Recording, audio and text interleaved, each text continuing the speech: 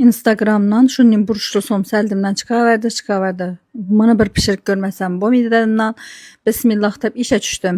Ununu ele aldımdan üstünden margarini sihab aldım. Keyin tuxum, smetana, katık salıp videodaki edip ortaca kattıklıkta hamir karıp hamirimi demeyiverdim.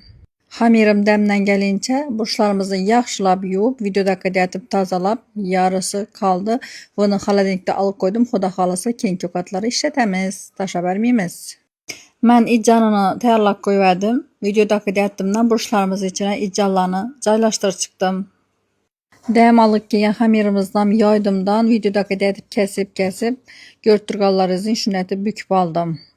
İçimdə oxşamayıməkən degen xayalla bolup durdu. Xuda xalasa nolidi həmmə nərsə niyyətə bağlıq.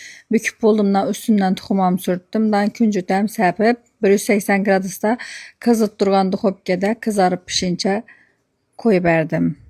Kızacalla şöründe reklama bizlere 10.000 somdan şunun mahsulatlarımız gelen bu karş boyaş için dükkanımızda geleveresle. Wow, kızacalla somsalarım köynümdeki deyim bop çıktı. Mırının görünüşüne karanla ne dedi, meni yedi mi? Kızacallamın içini söylene karanla indi. Sizlerden pişirik görünler. Birden onaca haber getinler. Dum mazlı boladaki efsuslanmışlar. Bizlere abone olup like basıp koşadan çıkmasın. Alınlar sizlere.